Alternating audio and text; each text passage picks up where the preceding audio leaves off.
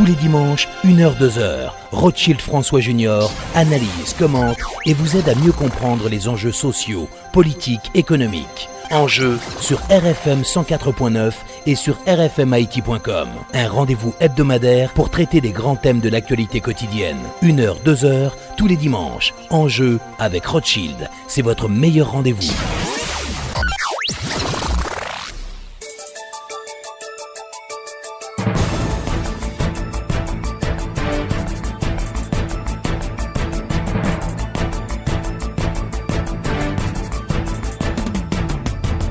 Mesdames et messieurs, bonsoir et bienvenue à l'émission Enjeux. Nos invités ce dimanche, l'ancien président de la République, le général Prosper Avril, qui nous parlera de son dernier ouvrage intitulé 26 avril 1986, tragédie devant le Fort Dimanche.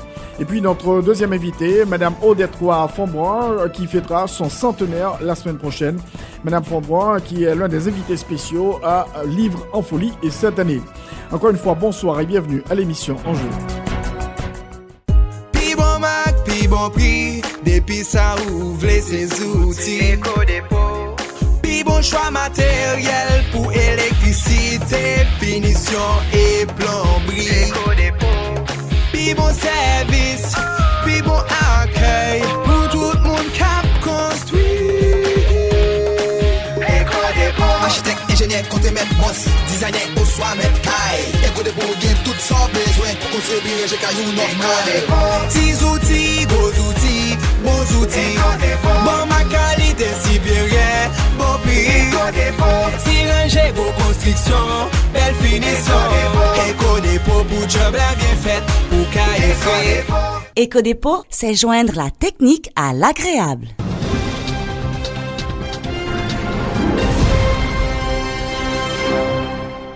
Alors, comme annoncé, l'ancien président de la République, Prosper Avril, l'ancien lieutenant général des Forces armées d'Haïti, est l'un des invités à notre émission aujourd'hui. On va parler de la sortie de son ouvrage intitulé Tragédie devant le Fort Dimanche, 26 avril 1986. Monsieur le Président, bonsoir.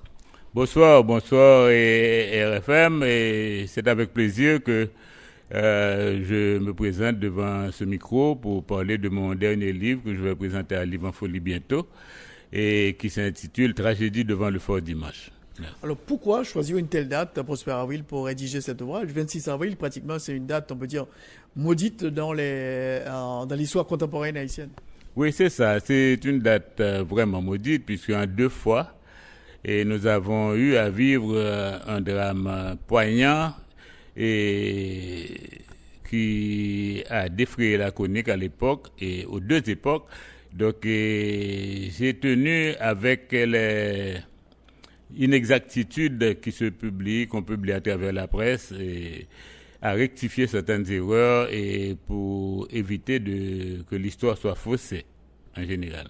Alors, 26 avril 63, on est en plein régime de François Duvalier. Il y a eu quand même cet événement. Mais qu'est-ce qui s'est passé avant? Pourquoi on a eu ce déferlement, on peut dire cette folie meurtrière de François Duvalier le 26 avril 63? Oui, voilà, c'est exactement la raison pour laquelle j'ai commencé l'ouvrage avec un reportage des événements qui se sont produits le 26 avril 1986 et de 1963. Parce que pour comprendre 86, il faut aller à 63. Parce que on doit chercher à justifier cet engouement qu'avait presque la nation qui s'était levée comme un seul homme pour commémorer ce jour-là. 63, c'est l'année de l'échéance de la fin du mandat de François Duvalier. Et généralement, les mandats prenaient fin au 15 mai de la 6e année de la présidence. Donc, arrivé au 15 mai 1963, en principe, le mandat échu au docteur Duvalier suite aux élections de 1957 prenait fin le 15 mai 1963. Et qu'est-ce qui a provoqué les remous? C'est que après même la prestation de serment du docteur Duvalier le 30 octobre 1957, il avait convoqué une assemblée constituante. Une assemblée constituante qui avait élaboré une nouvelle constitution, la constitution de 1957. De cette constitution, on avait éliminé le Sénat de la République. Et on était venu à une chambre unique qui s'appelait la Chambre des députés. Donc, notre Parlement était rendu à une seule chambre, la Chambre unique, la Chambre des députés de 37 députés. Mais ce qui est arrivé, la classe politique n'a même pas remarqué ce changement majeur fait dans notre Constitution. Et ils ont passé l'année 58, 59, 60, ils n'ont rien fait, ni rien observé. Et en 1961, le docteur Duvalier, profitant de ce laxisme de la part de la classe politique, a organisé les élections pour remplacer les députés de la Chambre législative. Et il n'a pas fait d'élection, il n'a pas organisé d'élection pour le Sénat de la République. Mais dans les bulletins des députés qu'il avait choisis, il a demandé aux députés de mettre son nom dans les bulletins, parce qu'autrefois, c'était pas le conseil électoral qui préparait les bulletins. Chaque candidat avait son lot de bulletins qu'il distribuait à ses partisans pour aller déposer. Donc, les candidats ont mis en dessous de leur bulletin Dr François Duvalier, élu pour un autre mandat de 6 ans. Ça s'est passé comme de l'eau et tout le monde a accepté le fait. Et au dépouillement, on a multiplié les voix, et on a additionné les voix obtenues dans tous les bulletins des députés pour dire que ce sont des voix qui ont donné à François Duvalier un autre mandat de 6 ans. Et le Conseil électoral a dit qu'il est obligé de constater la volonté populaire. Donc, la Chambre législative a été installée. La Chambre législative est montée et a entériné les élections de 1961. Jusque-là, la classe politique ne dit rien. 61, 62, et au début de 63, il y a eu ce doctrinaire qui s'appelle Lamartine Honorat, qui a fait sortir un article qui a déterminé que si les gens n'avaient rien dit, c'est parce qu'ils avaient peur de dire la vérité. Et il a publié cet article, L'angoissante vérité, dans les colonnes du Nouvelliste, et qui disait qu'il faut s'armer pour dire la vérité, sinon le pays va tomber dans des troubles, etc. Et on aura beaucoup de chambardements dans le pays. Il faut s'armer pour dire la vérité comme elle est. Cet article a fait sortir les gens de leur silence, et l'ambassade américaine lui-même, le gouvernement américain, a même, ce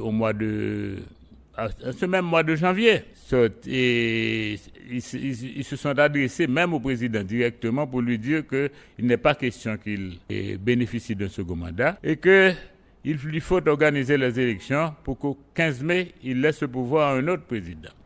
Naturellement, Duvalier ne s'en est pas occupé, et les officiers y avaient ici depuis l'affaire de Pasquette. Après l'affaire de Pasquette, il y a eu une commission navale américaine qui était venue pour entraîner les forces armées d'Haïti. Donc, les Américains, il y avait beaucoup d'officiers américains qui se mélangeaient aux officiers haïtiens. Et l'ambassade américaine, en principe, avait une sorte d'autorité morale sur les gens à l'époque. Moi-même, en tant que cadet, j'ai été aux États-Unis d'Amérique, suivre des entraînements militaires avec le Marine Corps. J'ai été en tant qu'officier aussi dans l'école des officiers américains en 61, 62. Et voilà que les officiers, maintenant, chuchotaient à cause de l'existence de la milice civile qui était créée depuis 1959. Donc, il y avait toujours des rixes, des discussions, etc., entre miliciens et militaires, etc. Donc, ils ont décidé d'organiser un complot pour renverser le gouvernement. C'est ainsi que le colonel Honorat a pris la tête du mouvement et a commencé à recruter des officiers. Mais la veille, le complot devait prendre corps le 10 avril, mais le 9 avril, le président Duvalier a été mis au courant du complot. Parce qu'Honorat avait contacté un officier, gardien des dépôts, qui avait la charge des dépôts aux casernes des Salines, des dépôts d'armes et de munitions, pour lui demander de lui procurer des armes. Cet officier paniqué a fait des rapports, etc. Et Duvalier a été mis au courant. Et il était au courant du complot. Et parce qu'un officier de sa promotion, le lieutenant Magloire, l'avait contacté 8 jours plus tôt pour lui demander de faire partie de la chose. il avait conseillé au lieutenant Magloire, non, mon cher, ces choses-là ne réussissent jamais. Il ne faut pas t'embarquer dans cette histoire. Donc, mais il n'avait rien fait comme action. Mais quand le rapport a été adressé au colonel Honora, il a dit, Valmet est un maillon important que je dois avoir pour réussir la chose. Donc, je le verrai moi-même. C'est ainsi que le 9 avril, il s'est présenté à Valmet pour lui demander de lui fournir ses armes. Mais il faut comprendre les relations entre les militaires. Valmet était sous-lieutenant à l'époque et Honora colonel. Donc, il y a un abîme entre les deux. En plus de ça, Honora ne faisait pas partie du commandement de Valmet. Honora était un officier du grand quartier général et Valmet était un officier des casernes de Salines. Il n'avait pas d'ordre à prendre de lui. Donc, Valmet, à ce moment-là, pris de panique, a été s'adresser à son frère. Son frère s'est adressé au chef de la milice de l'époque. Et le chef de la milice a rapporté le fait au docteur Duvalier, qui, le lendemain matin tôt, a convoqué Valmet dans ses bureaux. À ce moment-là, Valmet a été obligé de dire oui, le colonel m'avait contacté. L'ordre a été donné pour arrêter le colonel. Donc, et dans le livre, on verra tout ce qui s'est passé à partir de cet ordre, comment Honora a pu s'échapper, prendre l'ambassade avec plusieurs officiers. Donc, le coup a échoué. Après l'échec du coup, il y avait d'autres responsables, comme le colonel Tournier, qui était à plein dans la chose et qui a voulu quand même réaliser l'exploit de prendre les armes. Donc, lui aussi, il n'a pas pu réussir son coup. Il a été appréhendé et on connaît la suite. Il a été tué sur la cour des casernes de Salines parce qu'il avait gardé sur lui un pistolet et il tentait de s'enfuir après avoir tué un sergent qui lui apportait à manger. Maintenant, suite aux déclarations du colonel Tournier, on a commencé à renvoyer des officiers dans l'armée. Et plus de 62 officiers ont été limogés, et parmi lesquels François Benoît, qui revenait d'une compétition de tir à Panama, où l'armée d'Haïti avait remporté une grande victoire sur les pays latino-américains. Et l'équipe haïtienne était sortie deuxième après les États-Unis. Et arrivé en Haïti, paradoxalement, Benoît a été encore frappé parmi les officiers qui ont été limogés. Benoît a été du nombre. Maintenant, quand on est venu chez lui pour prendre possession de son fusil, le fusil qu'il avait utilisé pour la compétition, parce que généralement l'officier n'a pas de fusil. Il n'a pas aimé l'agressivité avec laquelle on était venu chez lui. Il s'est dérobé par la porte arrière et a été prendre l'ambassade de la République dominicaine. Mais entre-temps, il y avait Barbeau qui était au courant du complot, qui était partie du complot aussi, mais que le pouvoir n'avait pas idée de l'implication de Barbeau dans cette histoire. Barbeau a pris le maquis et le 26 avril, il s'est attaqué au cortège qui amenait les enfants de Duvalier à l'école du collège Bud. Mais de toute évidence, l'attaque semblait n'avoir pas eu pour finalité de tuer les enfants, mais plutôt de les enlever. Et c'est ainsi que l'attaque a eu lieu et tous les aides de camp des enfants du Duvalier, parce qu'à ce moment-là, Duvalier n'avait pas attaché d'officiers à ces enfants-là, c'était des sergents. Et il y avait aussi 2 militaires qui gardaient en face de l'école, qui gardaient l'établissement pendant que les enfants se trouvaient à l'école, et un milicien. Donc ils montaient la garde. Oui. Donc ils ont tous été abattus. Et les 3 qui gardaient comme sentinelle devant l'école, et le sergent qui servait d'aide de camp, et il y avait un sergent-major qui était aide de camp et un sergent qui était le chauffeur. Ils ont tous péri. Et maintenant, Barbeau et son équipe se sont volatilisés. Mais les gens automatiquement ont dit que seuls des francs-tireurs peuvent réaliser un coup pareil, de tuer tous ces gens sans tuer les enfants du président. Donc, et je ne sais pas si peut-être parce que Barbeau s'amusait toujours à porter le costume militaire, ils ont confondu le profil de Barbois à Benoît, ou bien je ne sais pas, mais ils ont dit que c'était Benoît qui avait commis l'acte. Donc ils ont été. Et la horde de gens s'est rabattu sur la maison de Benoît. Ils ont tué le père, la mère, et ils ont enlevé son enfant, les bonnes, etc. Puis ils ont incendié la maison. Donc, à partir de ce moment-là, c'était la furie dans les rues de Port-au-Prince. Les officiers étaient ciblés. Les officiers qu'on rencontrait dans les rues étaient abattus. Et les officiers de l'équipe de tir, on était à leur recherche. On a retrouvé Guy Marcel, on l'a amené à Fort-Dimanche, on l'a fait fusiller carrément.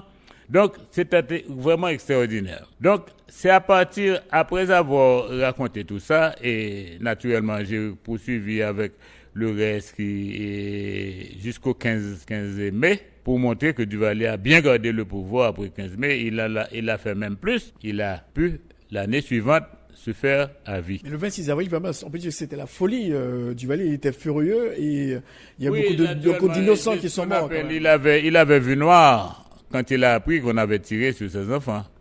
C'est le colonel Kouakou qui a été les chercher à l'école, au colonel Bird. Et ce n'est que bien plus tard qu'on a su qu'il ne s'agissait pas du lieutenant Benoît. Mais le mal était déjà fait. Et quand même, le fait d'avoir sur la vérité, a sauvé la vie au colonel Monod Philippe qu'on n'avait pas encore exécuté. Donc on a pris le colonel Monod Philippe de Fort-Dimanche, on l'a ramené au Palais National. Alors Duvalier lui a dit, bon, c'était pas, on avait dit c'est cela, et puis Monod a eu la vie sauve.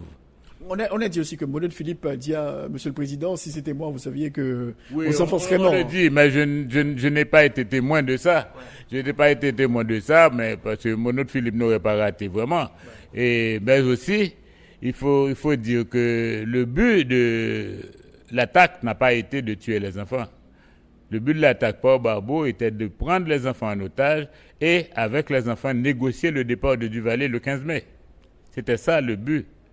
Bien qu'il l'ait nié dans son interview avec un journaliste américain, mais toutes les analyses ont montré, et les faits aussi, ont montré qu'il ne voulait pas tuer les enfants, parce que Simone était resté dans la voiture et l'un des agresseurs, au lieu de tirer sur Simone, a lutté, a fait un bras de corps avec le sergent et garde de corps, le sergent-major, ce qui a permis pendant le bras de corps à Simone de sortir de la voiture et de s'engouffrer dans l'école. Et c'est dans cette bataille-là que le sergent ne pouvait pas tirer son revolver et l'autre avait déjà son arme en main et l'a abattu, l'a tué. C'est ainsi que le sergent est mort. Donc le 26 avril 1963, c'est une date vraiment terrible pour Haïti. Vraiment terrible, c'est vraiment une date maudite. Et maintenant, arrive le départ de Jean-Claude Duvalier en 1986. Alors, à ce moment-là, le gouvernement était monté avec le CNG et à ce moment-là, moi, j'étais aussi conseiller à ce gouvernement. Donc, j'ai participé à toutes les opérations qu'on avait mises en branle pour faciliter le retour de tous les exilés à travers le monde. Donc, à leur entrée en Haïti aussi, nous avons pris une série de décrets, d'arrêtés, etc. pour laver ces exilés-là de toute souillure, parce que Duvalier a fait tout ce qu'il avait fait était couvert par la loi. Il y avait des décrets de la Chambre législative. La Chambre législative avait voté des lois et enlevant la nationalité haïtienne à la majorité d'entre eux. Et aussi, il y a eu des condamnations à la peine de mort, beaucoup de condamnations à la peine de mort, à perte de capacité civile, etc. Et on a dû faire des lois d'amnistie pour amnistier tout le monde, et des lois pour leur remettre leurs biens ont été saisis également. Donc, on a dû faire tout ça pour les remettre dans l'ambiance de la société haïtienne. Et c'est à ce moment-là que François Benoît a décidé d'organiser cette messe pour commémorer le départ de ses proches disparus en ce 26 avril 1963. Et il a fait organiser cette messe au Sacré-Cœur le 26 avril. Avant de faire cette messe, il a été voir le chef de la police pour demander l'autorisation. Entre-temps, toutes les organisations politiques avaient contacté la famille Benoît pour dire qu'eux aussi, ils voulaient participer avec eux dans cette messe. Donc c'est ainsi que la Ligue des anciens prisonniers politiques s'est mise dans la partie et ils avaient même bâti eux-mêmes le protocole du jour de la marche, avaient en quelque sorte pris charge de la partie concernant la procession jusqu'à Fort Dimanche. Mais comme la famille Benoît voulait déposer des gerbes de fleurs et connaissant la sensibilité du poste de Fort Dimanche, comme ils étaient des militaires qui connaissaient le dossier de Fort Dimanche, ils ont été voir le chef de police, qui était le colonel Figaro, pour lui demander l'autorisation d'organiser leur entrée au Fort Dimanche avec un groupe de la famille pour aller déposer des gerbes de fleurs sur des endroits où on pense que les corps ont été inhumés. Donc, le colonel Figaro les a reçus, a fait convoquer le commandant du Fort Dimanche pour qu'il n'y ait pas de doute dans l'émission des ordres, et le capitaine Pognon est venu au quartier général du département de la police avec les deux officiers, Benoît et Edline, et le commandant du département, pour bien situer les choses. Donc, ils avaient autorisation pour entrer avec les membres de leur famille qui pouvaient se chiffrer à 30 ou 40 personnes, et rentrer au Fort Dimanche, faire les cérémonies et projeter. Après avoir vu le colonel, la messe a eu lieu très bien. Moi-même, j'étais présent à cette messe parce que le lieutenant Benoît fut notre instructeur à l'Académie militaire, notre instructeur respecté et respectable. Donc, nous avons tenu à être là pour lui rendre hommage. C'est ainsi que quelques officiers de ma promotion et moi-même, nous étions là. Et moi-même, j'ai même suivi le cortège de l'église du Sacré-Cœur jusqu'à la maison des Benoît. Et pas la maison, alors l'emplacement, là où se trouvait la maison, puisque la maison a été incendiée en 1963. Et ce n'est qu'après les 20 minutes de silence observés devant la maison, l'emplacement de la maison Benoît, que moi-même, j'ai laissé le cortège pour entrer. Je suis rentré au palais, j'ai fait un petit rapport au général Nanfi. Ce n'est pas lui qui m'avait envoyé, mais je lui ai dit que tout s'est passé très bien. Il m'a dit qu'il allait attendre que la famille se soit rendue chez eux pour aller les saluer, etc. Et ce n'est que peut-être vers midi et demi que j'ai entendu que la chose avait qu'il y avait ce drame-là devant le Fort Dimanche. Véritable massacre. Hein? Massacre du Fort Dimanche. Oui, mais c'est ça. Les gens disent massacre parce que l'idée d'écrire le livre est sortie précisément d'un article publié dans le Nouvelliste à l'occasion des 30 années de la commémoration des événements de 86 par M. Yves Médard, qui disait qu'il y a eu un massacre devant le Fort Dimanche et que les soldats de Nanfi ont tiré sur le peuple désarmé et qu'il y a eu des dizaines et des dizaines de cadavres qui jonchaient la route de Fort Dimanche. Alors, comme j'étais là en 1986, il n'y avait pas ce qu'il a dit, il a exagéré énormément. Donc je me suis dit qu'il fallait rectifier pour l'histoire et dire ce qui s'était passé. Après la journée du 26 avril 86, vu les rumeurs qui circulaient à travers la ville, le général Nanfi, président du gouvernement militaire, avait ordonné au grand quartier général de diligenter rapidement une enquête pour déterminer la vérité sur ce qui se dit à l'extérieur et dans les rues de Port-au-Prince. Donc c'est ainsi qu'il y a eu cette enquête, et cette enquête a dérapé et a été amorcée par 3 rapports. Il y a le rapport du chef de la police, qui était un rapport à chaud et préparé le jour même de la catastrophe. Il y avait le rapport du lieutenant Benoît, qui avait organisé et participé dans les choses. Il y avait le rapport du lieutenant Claude Edline.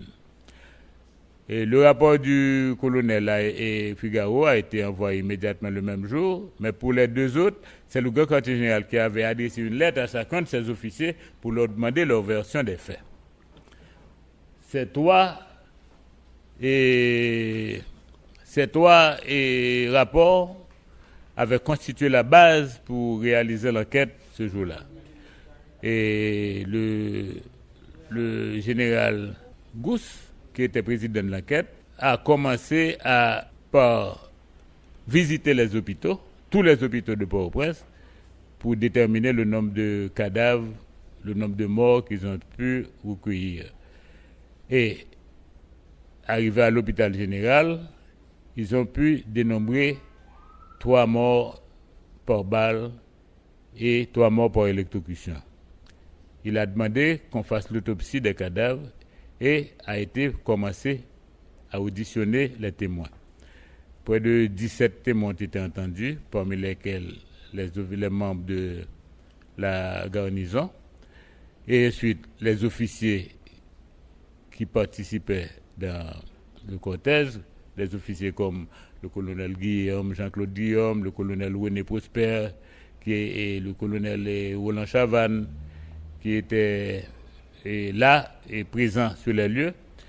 Et l'enquête aussi a auditionné plusieurs personnalités civiles. Les membres de l'organisation des prisonniers politiques, de la KID, et Van Paul, et on a auditionné même le père Aristide qui était là, et M. Emmanuel Lamboise qui avait une organisation aussi. Donc, à la lumière de toutes ces informations, l'enquête a abouti à une conclusion et on n'a pas pu démontrer qu'il y avait plus que 6 morts. Donc, la vérité a été établie et le rapport soumis au gouvernement, malheureusement, n'a pas été publié.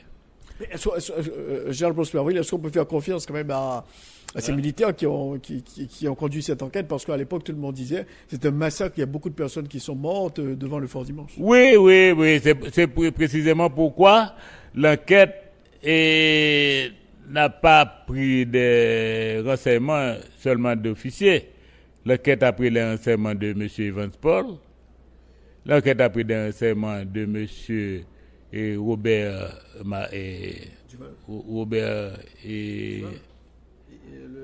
le chef des prisonniers politiques. Hein? Et on a entendu M. Aristide, on a entendu un homme aussi prestigieux que Emmanuel Lamboise.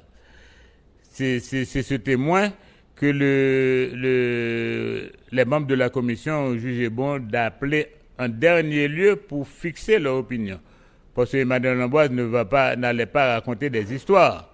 Or, lui aussi a dit ce qu'il a vu et il n'a jamais été question de plus que ça, naturellement. Même s'il y a un seul mort, c'est à déplorer. Mais il n'y avait pas autant qu'on avait dit. Mais ce rapport n'a jamais été publié, donc... Voilà.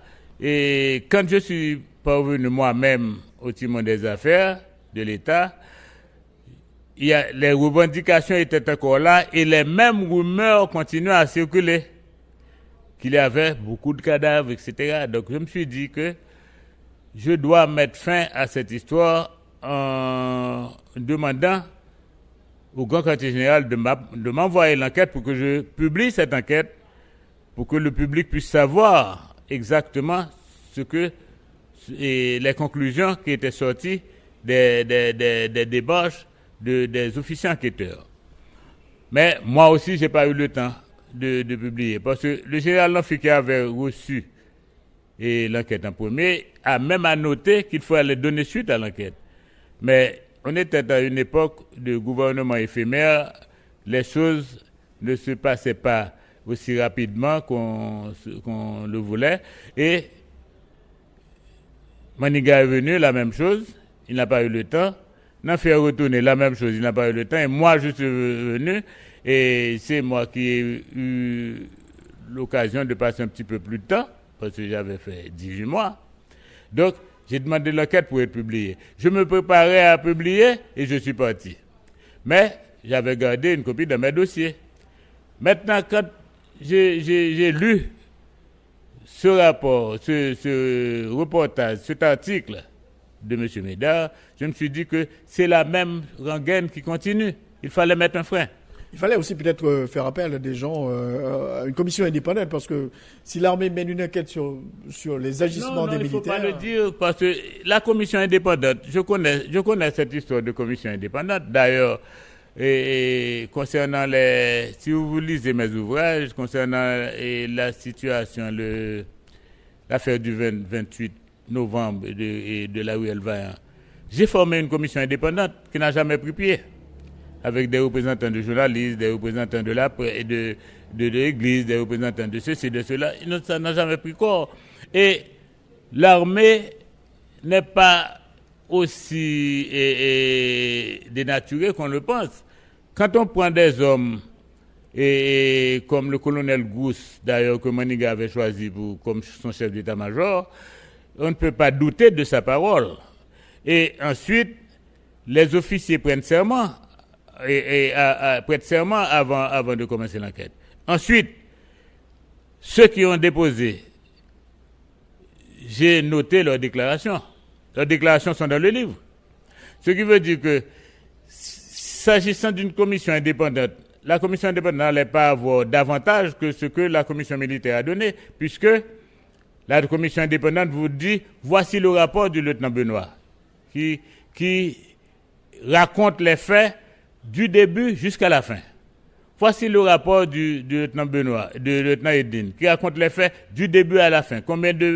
Comment ça est arrivé, combien de victimes, tout ça. François Benoît a été l'un des hommes à descendre sur le terrain pour aller sauver des gens qui étaient pris dans l'électricité, dans le courant électrique. Il était là, sur place. S'il y avait 30 cadavres, il aurait dit qu'il avait vu 30 cadavres. Donc, dans cet ouvrage, Général Prosper Avril, vous essayez de rétablir un peu la vérité sur les événements du 26 avril 1963, 26 avril 1986. Quelles leçons peut-on tirer pour l'histoire en ce qui concerne ces deux dates tragiques, quand même, de l'histoire contemporaine? Les leçons que j'ai tirées, tout ça, c'est dans les conclusions de mon livre. Et l'engouement qu'il y avait pour fermer Fort Dimanche. Fort Dimanche, c'était un lieu de sinistre mémoire. Fort la mort. Oui. Maintenant, il faut... La leçon que j'ai tirée, c'est qu'il ne faut pas lutter seulement pour fermer Fort Dimanche. Parce que dans le livre aussi, j'ai montré que Fort Dimanche n'a pas commencé avec Duvalier. Fort Dimanche a commencé depuis sous Vincent avec l'exécution du lieutenant Pérard, et qui est raconté de long en large par M. George Covington dans son livre Port-au-Prince au cours des ans. Maintenant, d'accord, fermer Fort Dimanche, mais il ne suffit pas de fermer Fort Dimanche, il faut fermer l'idée même d'exécuter des gens. Parce que nous avons constaté qu'après la fermeture de Fort Dimanche, on continue à exécuter les gens dans les rues maintenant. Donc, la démarche serait d'aboutir à ce que plus personne ne soit fusillé, ou bien pour ses idées, ou bien pour ses biens. Or, jusqu'à présent, nous ne sommes pas au bout de nos peines. Les familles continuent à pleurer la perte de leurs enfants, de leurs proches. Et récemment, avant-hier même, il y a un médecin là, vieux, qui est parti. Et quand je regarde dans le WhatsApp, comment on voit la photo de cette belle jeune femme qui est partie comme ça, c'est dur. Or, nous avons lutté pour former Fort Dimanche, il faut continuer à lutter pour qu'il n'y ait plus ces cas dans notre pays.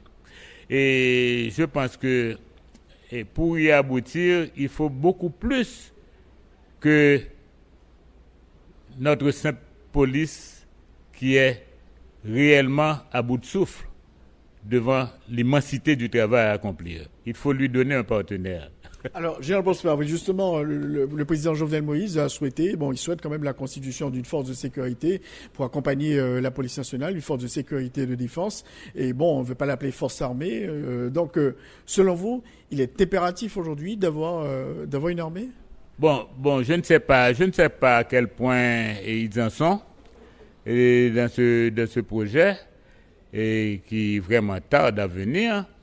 Et je ne sais pas s'il y a des hésitations encore, parce que jusqu'à présent, pour moi, ce n'était plus le moment de prouver la nécessité de l'armée dans le pays, parce que on dit toujours que l'armée avait porté le pays et Haïti sur les fonds baptismaux. Moi, je dis non, je dis davantage. L'armée, ça a été la génitrice d'Haïti, c'est-à-dire c'est comme la mère d'Haïti. Ce qui veut dire que on n'aurait pas eu Haïti s'il n'y avait pas l'armée préparée par Toussaint Louverture, continuée par Jean-Jacques Dessalines et Alexandre Pétion pour chasser l'armée expéditionnaire française du pays. Donc, et immédiatement que l'armée française était partie, l'armée d'Haïti avait reçu le vrai baptême de feu en libérant la terre de Saint-Domingue à l'époque. Je dis bien Saint-Domingue parce que Toussaint Louverture avait réunifié l'île. Maintenant que l'armée a fini de faire ce travail, depuis ce jour, elle est partie intégrante d'Haïti. Donc maintenant, quoi faire? Est-ce qu'il faut réhabiliter l'armée? Il faut construire une nouvelle armée pour remplacer celle que nous avions et qui, à partir de 1915, avait embrassé toutes les opérations de sécurité du pays. Maintenant, c'est le fait d'avoir été une armée à caractère, je dirais, hégémonique, que l'armée avait souffert tant de déboires. Parce que imaginez-vous une institution de 7000 hommes qui était responsable de la sécurité du président de la République, de la sécurité de toutes les villes principales, de la sécurité de toutes les communes de la République, de la sécurité de toutes les sections rurales de la République, qui faisait la police, même on a utilisé des officiers de l'armée, même dans des opérations de police politique.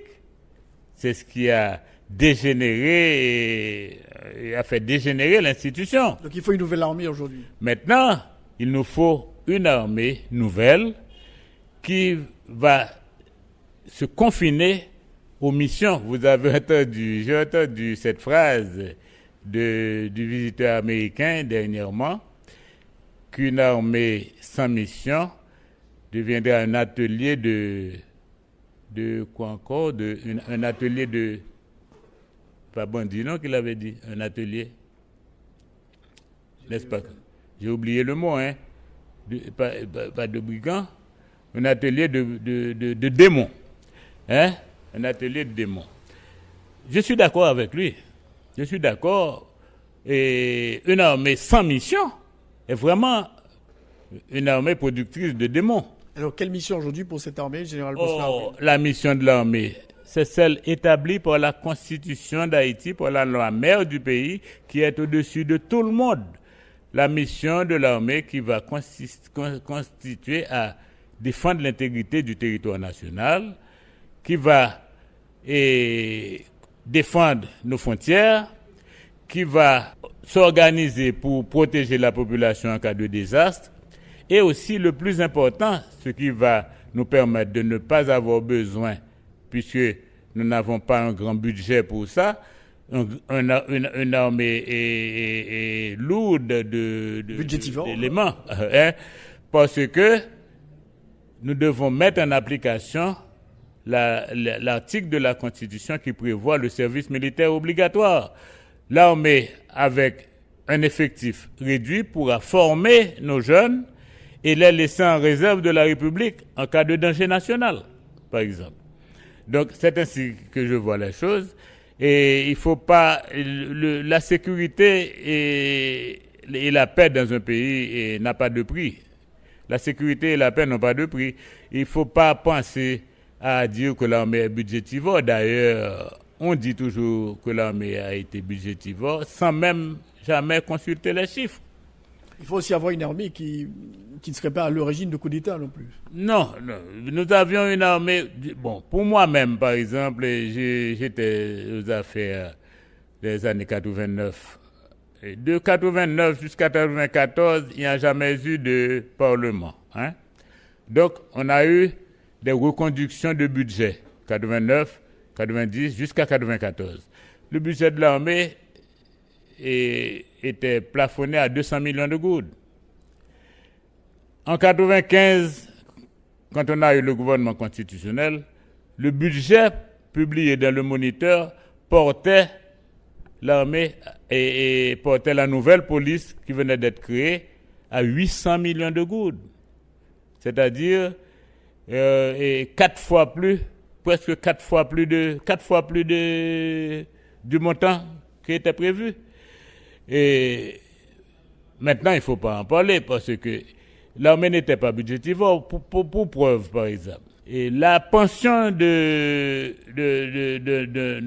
fonctionnaire est basée sur ces appointements. Aujourd'hui, un général de brigade de l'armée d'Haïti, d'autrefois, combien vous supposez qu'il gagne comme sa pension? 10 000 goudes. 10 000 goudes, c'est-à-dire l'équivalent de quoi? De $200? 10 000 goudes.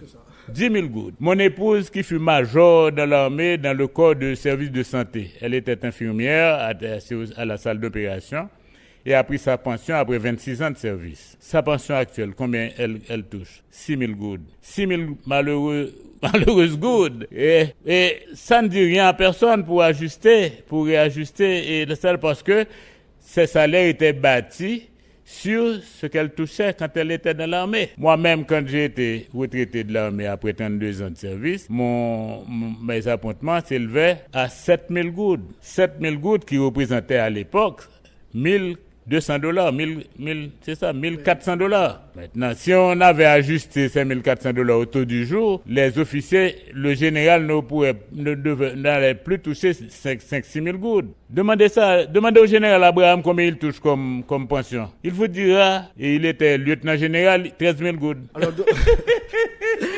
et on dit que l'armée était budgétivore. 13 000 goudes n'est pas l'appointement du simple policier maintenant. Et c'est ce que le général Abraham touche comme pensionnaire de l'armée, lieutenant général, commandant-chef de l'armée d'Haïti. Alors, pour clore rapidement ce chapitre de l'armée, général Prosper Avril, donc il faut une armée qui respecte... De petite taille, mais confinée dans son travail. Je crois que c'est pas difficile à monter cette armée parce qu'il n'allait pas vraiment bouffer l'argent du budget national. Pas de coup d'État non plus. Non, pas. Parce que le problème de coup d'État, c'était parce que, surtout, l'armée était tout dans le pays. On avait donné l'armée au pays, puisque même la Constitution disait que le président de la République n'avait pas le droit de commander l'armée. Et cette armée avait tous les départements, tous les districts, tous les sous-districts, tous les avant-postes, toutes les sections rurales sous son contrôle. Donc, le chef d'état-major avait le pays en main déjà. Donc, c'est peut-être ce qui facilitait les coups d'État, parce que dès que le général rentre, et puis le pays est sous son contrôle.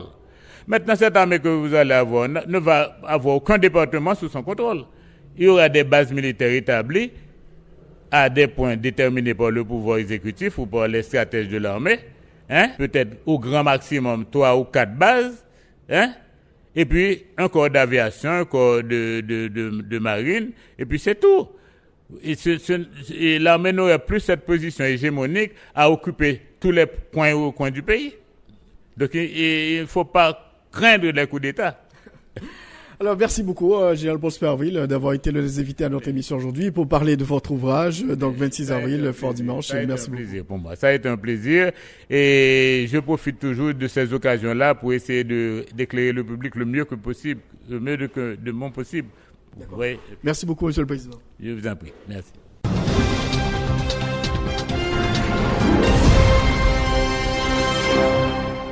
Alors, quel plaisir quand même d'avoir avec nous Madame Odette Roy-Fonboin, qui sera l'invitée spéciale à Livre en Folie. Madame Fonboin qui va célébrer son centenaire la semaine prochaine.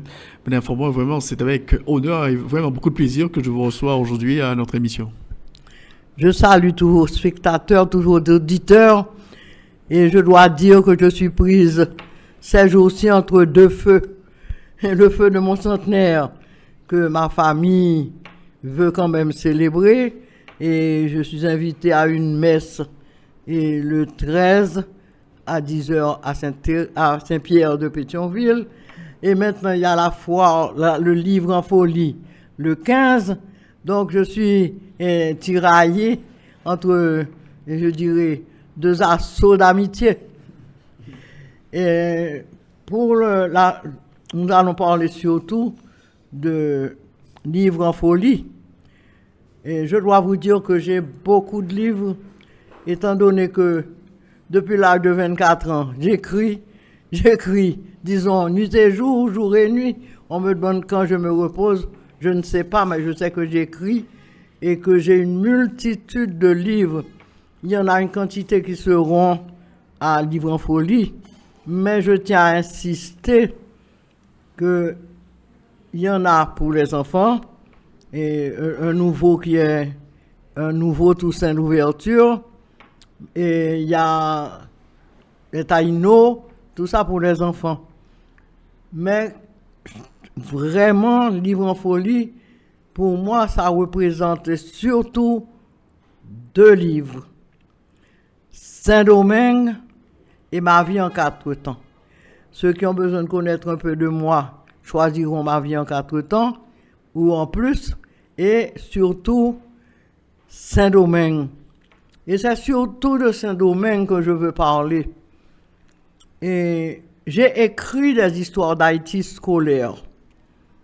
Dans mes histoires d'Haïti scolaires, voyant que les professeurs n'avaient rien, j'avais ajouté pas mal de lectures dans mes livres scolaires que les maîtres pouvaient trouver, et au moins pour s'enrichir un peu.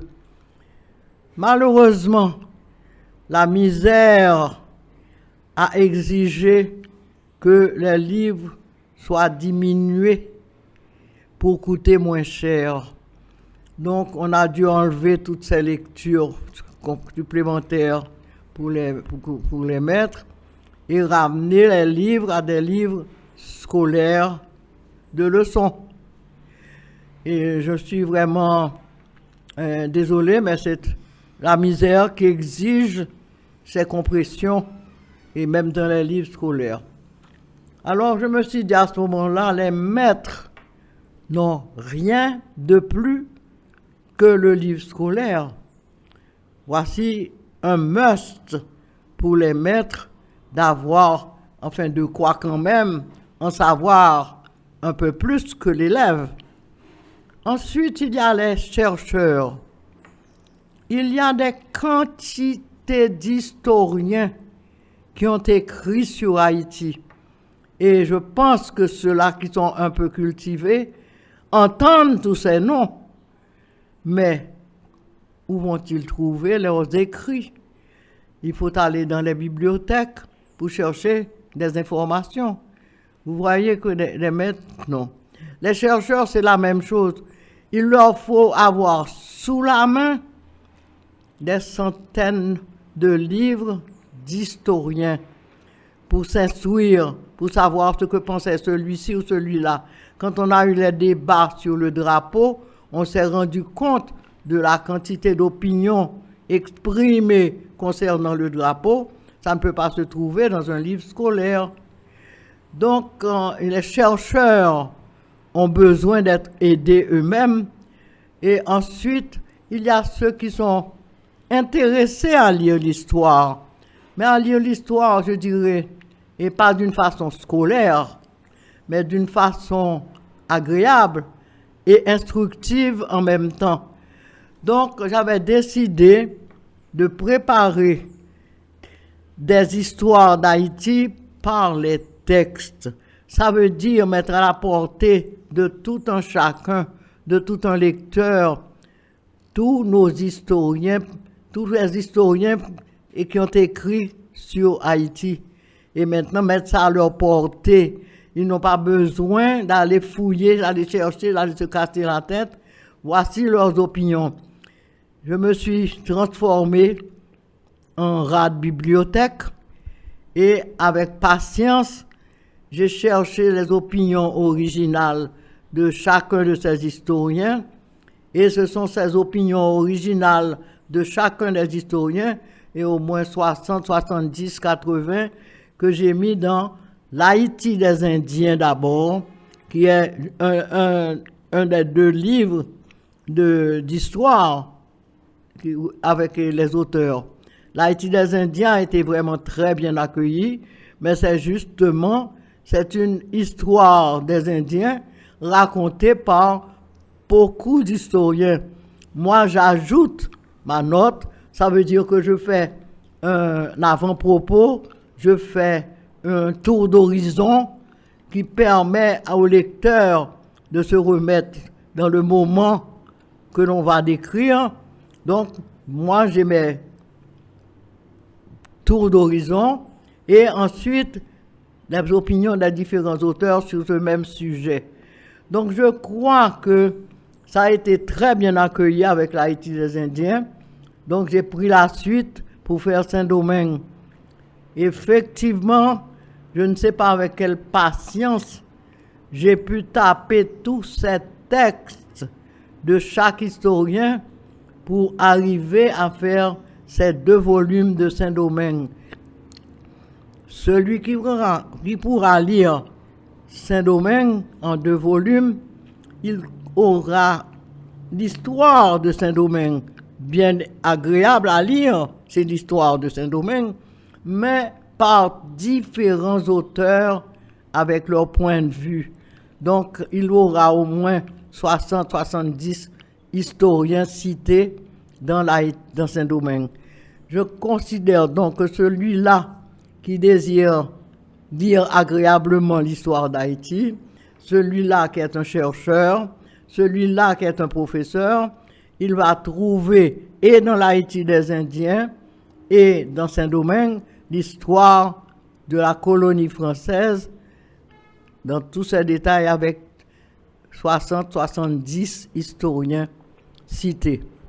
Alors, Madame Faure, parlons un peu de vous-même. Vous êtes née en 1917 en pleine occupation américaine. Comment? Non, j'ai dit que vous êtes née en 1917 en pleine occupation américaine. Oui, je suis né en 1917, mais je pense qu'on a tellement vu et lu de ma vie dans le journal Le Nouvelliste que les gens ne sont plus intéressés à m'entendre. Oui, je suis né en 1917 en pleine occupation américaine et je dois dire sincèrement que je viens de lire le tout de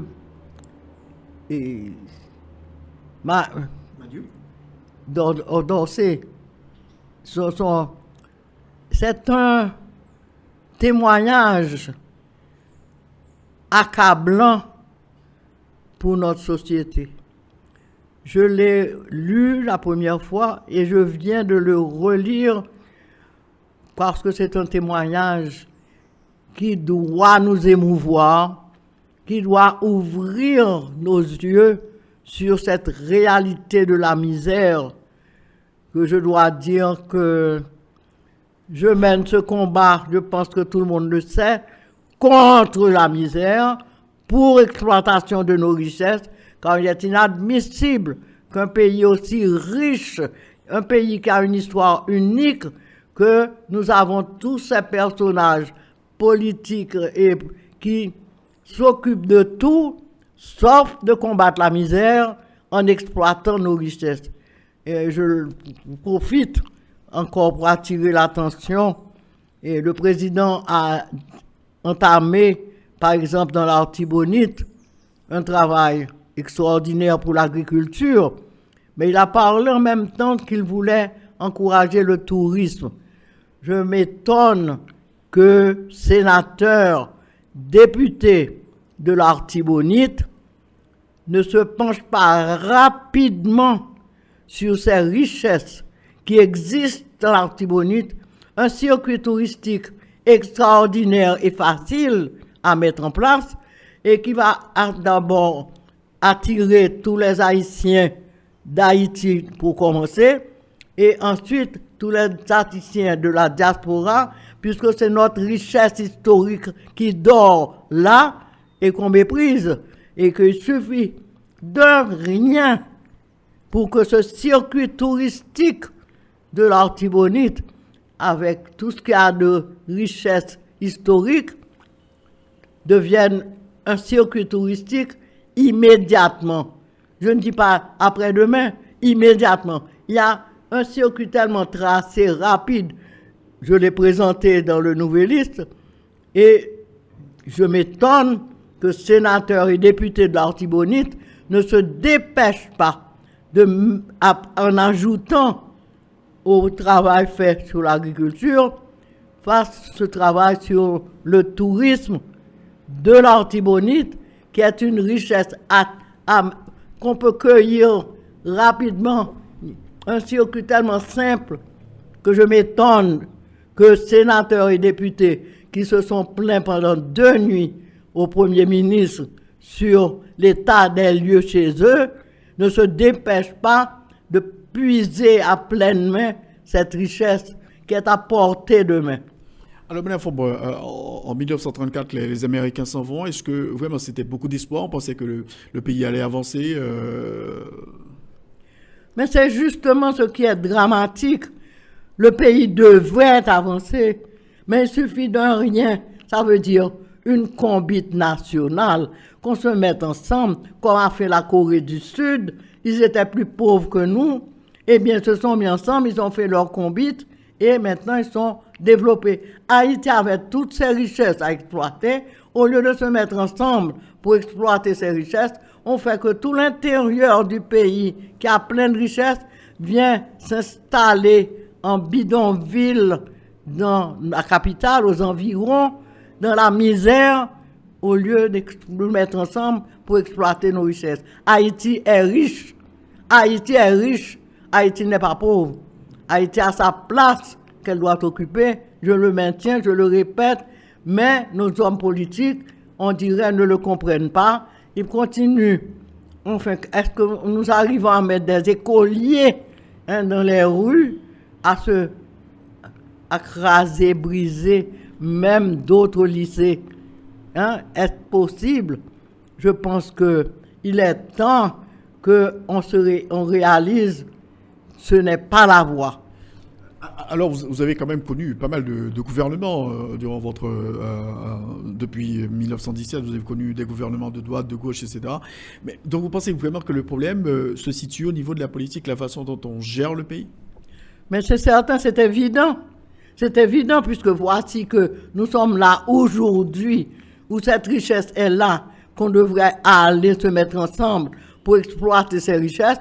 Au lieu d'aller exploiter ces richesses, on met des enfants dans la rue, des étudiants, des écoliers, à craser l'autre l'école. Il n'y a pas à craser l'autre l'école, l'autre lycée. Parce qu'on n'est pas d'accord avec eux pour prendre la rue. Ce n'est pas place écolier dans la rue. Place, c'est l'école, et place, obligation, c'est bail au service qu'ils ont besoin. C'est ça pour nous gouverner. Mais où qu'on est un gouvernement arrivé avec 0 centime, avec des caisses vides, il faut l'aider à sortir de ce trou. Ce n'est pas lui qui entre dans le trou, c'est nous qui mettons dans le trou. Mais l'arrivée dans le trou, c'est nous-mêmes qui les pour réaliser. Nous pas qu'à Haïti, pas qu'à rester dans le trou. Il faut que sorte dans le trou et que l'on exploite les richesses que l'on gagne. Il plein de richesses. Mettez-nous ensemble, on a l'exploiter les richesses. Haïti pas pauvre. Alors, est-ce que ça vous désole, l'état dans lequel se retrouve aujourd'hui le pays, notamment sur le plan éducatif, l'éducation en Haïti? Ça vous désole l'état le niveau de l'éducation aujourd'hui, Mme Fombo? Bon, je dis, depuis que je sors de l'école normale, je suis pour l'éducation. Nous connaissons plein de problèmes dans l'éducation et qu'il faut réussir à résoudre. Et quand il y a un problème de langue nouvelle, que tu as un problème de langue, et ce n'est pas parce que tu apprends le français, c'est parce que pas jamais apprendre français. Yo ba yo livre en français pour étudier alors que pas jamais montrer yo français. Donc comme on t'a voulu yo réussi quand yo ba yo un livre, yo pas jamais te apprendre français et puis yo ba yo leçon en français. Donc nous te connaissons d'ores et déjà son échec et me songe me écrit ministre Pierre-Louis de te parler pour mettre créole dans l'école. Moi te dit c'est place les créoles là c'est bien place dans l'école puisque c'est langue nationale nous. Il faut que nous qui gens n'a fait nous doués pour montrer au français parce que si vous faites une école créole seulement et pour que plus fort parents yo a pour tirer petit à l'école là. Si vous faites une école en anglais, ou après full de même matin. Donc ça veut dire qu'on problème social. Faut qu'on ait compte de problème social yo et parents ti moun yo ouais que moun qui occupe fonction c'est moun qui parle français bien. Donc yo connaît faut petit yo parler français bien. Donc c'est un problème d'adaptation. Créole là c'est langue nationale, la entrer dans l'école yo, mais moi yo fait présenter un orthographe créole. Bon, tout le monde pas jamais fin d'accord, pas contre qui le jamais d'accord, mais il faut que nous mettions nous d'accord quand même. Qui ça nous pour montrer Timounio l'école? Qui j'en a montré au créole là? Qui j'en pour écrire pour que créole là c'est langue nationale? C'est linguiste, tout le monde sait qui pour être d'accord. Moi, déjà, yo présenté un orthographe, moi, linguiste a protesté contre ceci, contre cela. Que yo chita ensemble, ouais, qui ça qui plus bon vrai? C'est pas linguiste veut un orthographe, l'autre a un orthographe. Français a un seul orthographe. Pour nous arriver à un seul orthographe. Si moun n'a pas montré un seul orthographe, c'est pas n'a gourmand sur orthographe là. Alors selon même, comment qui ça capable faire jeudi pour capable remettre un système éducatif de qualité, Madame Fonbois sur pied? Bon, premièrement, qualité, m'a dit, v'lez pas v'lez, misère empêche qualité. Misère empêche qu'on paye des bons professeurs qui pour vraiment faire travail yo gen pour faire. Donc employer n'importe qui moun comme professeur, n'est pas qualifié, mais c'est dit là. Et me songer, m'te gon filleul, m'pa jamais t'entendre aller plus loin parce que brevet élémentaire, eh ben il mourit pensionnaire de l'État, il t'a enseigné dans l'école, il pas gain aucun diplôme, c'était filleul même connaît. Donc connaît qui ça a passé, c'est que il employé ça est capable, j'en ai joindre, ça est capable payer, etc. Donc la misère est un facteur qui a bloqué de tous côtés, ou besoin de gagner une clinique de santé, ou besoin de faire que tout le monde de 0 à 5 ans joigne un côté pour yoyer, ou pas même scolariser ça là yo. Bon, c'est très bien, il faut apprendre vraiment. Et puis petit occupé mais pas gain 5 comme dans caisse. Même ça met dans tête nous, toute bagaille qu'on veut faire, faut gagner l'argent. Ou pas qu'à faire rien sans l'argent. Il y a rien à faire, on nous mettons nous ensemble pour exploiter richesse nous, n'a qu'à changer tout un peu bagaille dans le pays. Fatra pour nous ramasser. Fatra ça, nous bien ouais problème fatra. Tout pour la pencher sous lui, gen gros bagaille qu'a fait, gen gros enfin qu'a dit mobiliser une quantité de secteurs qui coule a réuni pour chercher solution à haut niveau, à ces solutions qui dépassent mairie. Mairie pas capable pour compter. Donc gen gros groupe qui peut débrouiller et pour vraiment chercher solution le problème fatra. Donc ça me très content parce que moi c'est des groupements sérieux haut niveau qui vraiment travaillent sur le problème fatra qui dépasse les mairies. Donc même au quoi que vraiment question éducation donc pour capable résoudre il faut s'y mettre il faut avoir les moyens pour capable remettre sur pied un système éducatif de qualité. Mais pour toute bagarre ou pas capable si besoin une école pour faire une bonne école faut gagner un laboratoire. Est-ce qu'on a gagné un laboratoire? Mais nous avons fait une proposition, nous sommes dans la fondation, après le tremblement de terre, nous avons fait une proposition pour gagner une espèce de regroupement et par quartier, par zone. Nous sommes avec Mme Paul, nous avons travaillé sur ça. Nous avons gagné une bibliothèque pour quartier, nous avons gagné un laboratoire, nous avons fait des combats de quartier, puisque l'école, chaque école n'a pas gagné un laboratoire, chaque école n'a pas gagné un terrain de sport. Donc nous avons fait, nous avons proposé une espèce de, avec Mme Franck Paul, nous avons étudié pour nous faire comme un premier exemple, bon l'école Mme Franck Paul là, l'État pour construire, pour nous faire une espèce de combat de quartier avec un laboratoire, un terrain de sport commun. Ça n'a pas marché. Bon, mais nous toujours fait des propositions. Alors, Madame Faubourg est bientôt centenaire et ça me dit c'est que comment on mémoire globalement et pendant toutes ces années, donc vous avez vécu pas mal, tu as connu l'exil, vous avez connu l'exil, etc. Qui est capable de faire, je dis, vous avez toujours prôné le combitisme, qui est capable de faire, je dis, pour que Haïti sortit de situation de misère, de problèmes par-ci, problèmes politiques par-là. Qui est capable de faire, je dis, pour une sortie de situation? Moi, nous pas de problème. C'est nous-mêmes qui problème, non. C'est nous-mêmes qui ne pouvons pas mettre nous ensemble. Bah, yo là, à terre, nous, comme moi, pour l'Artibonite. Mon circuit touristique, qui pour bailler l'argent, et pour les Haïtiens d'abord, diaspora ensuite, étrangers après. C'est une richesse qui l'a à terre captant nous, au lieu de qui j'en a pas servir avec lui, nous plutôt à goumer dans la rue, mettre Timoun dans la rue, à écraser, briser. C'est nous-mêmes qui sommes responsables. Il est là pour nous comprendre dans le point de l'autre voie, ça Afrique et Corée du Sud, d'abord, dit là.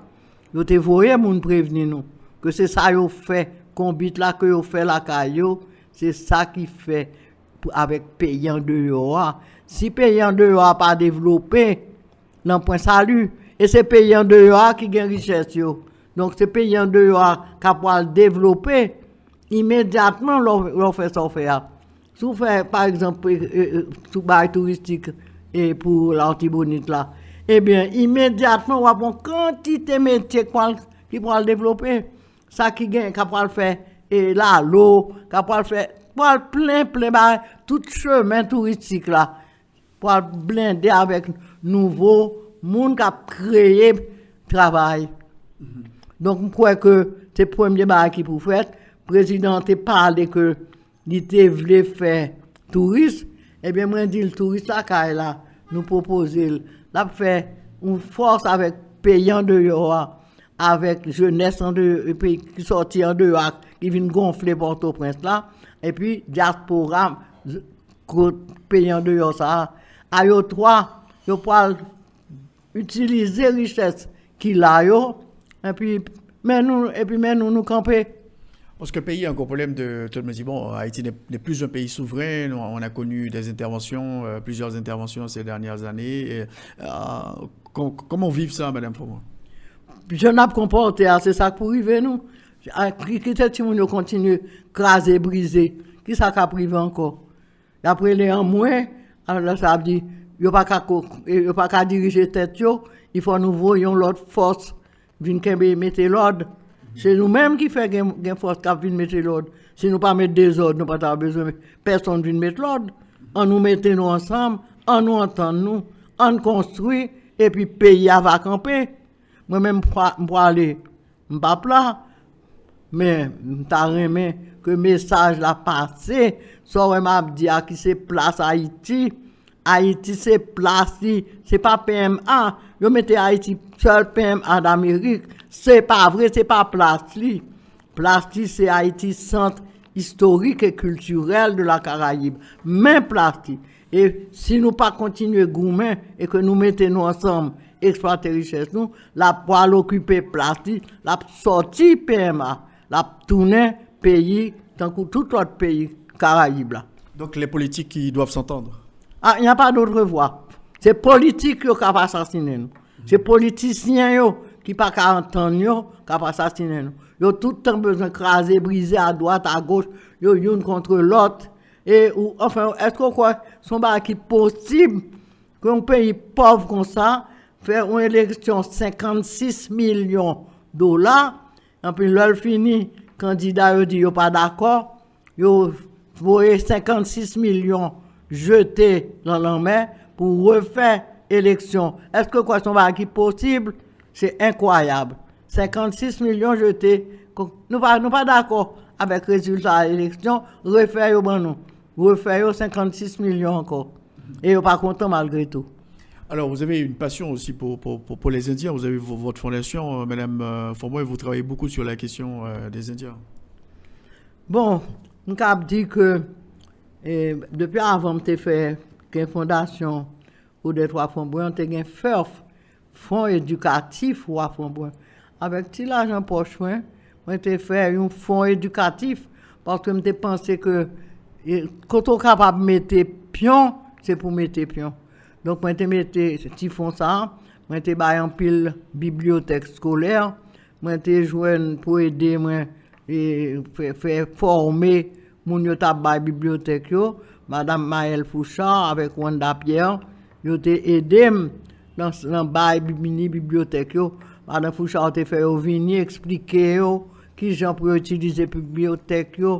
Et c'est ainsi que pendant longtemps, nous avons en pile mini bibliothèque. Et puis, petit peu revenu, on dit non, il fait fondation au trois Fonboy, pour être plus grand. Et il ouais comme t'es grand pile l'idée, et que faut être plus grand pour me capable. Ouais, qui gens pour l'idée ça, et passer en réalité. Et c'est ainsi que nous gourmets pour protéger nos héritages. Nous avons des héritages extraordinaires. Par exemple, regardez Grotio, nous tout de suite, nous aider madame qui a occupé Grotio et de Villiers. Eh bien, c'est nous-mêmes premiers qui aidons à aller pour nous sauver Grotio, mais son richesse qu'il a, qu'a gaspillé, que nous dernièrement, et puis il y a allé visiter une grotte. Yo descend jusqu'en bas. Yo saisi ça yo ouais. Tellement yo ouais belle bagaille. Et yo dit mes amis, gardons richesse qu'a gaspillé. Mais grotte par exemple. Donc nous aider et attirer attention sauver grotte. Après ça nous dit que nous avons un héritage amérindien, c'est pas possible que aucun moun pas réalisé que c'est cassave n'a mangé que c'était taïno le teye, tomate n'a mangé c'était taïno que le teye, maïs n'a mangé c'était taïno que le teye, amac n'a balancé c'est taïno que le teye. Donc nous avons un héritage et puis personne c'est comme si nous pas de jambe te gagne cette taïno. Donc nous goumé pour en cette taïno et Koulia n'a pas essayé qui soit dans Bois Neuf, Bois Saint-Marc. Nous fait, bien c'est un site amérindien. Et bien, jusqu'où il y a, de temps en temps, il y a une grosse pluie, il y a une bande de morceaux de poterie qui remontaient. Donc, même ils prennent et puis ils vendent aux touristes. Et nous-mêmes, nous faisons, que ils gagnent argile, que vous ne connaissez pas, et montrer qu'ils fait poterie avec argile là. Et ils ont fait des belles petits bagailles.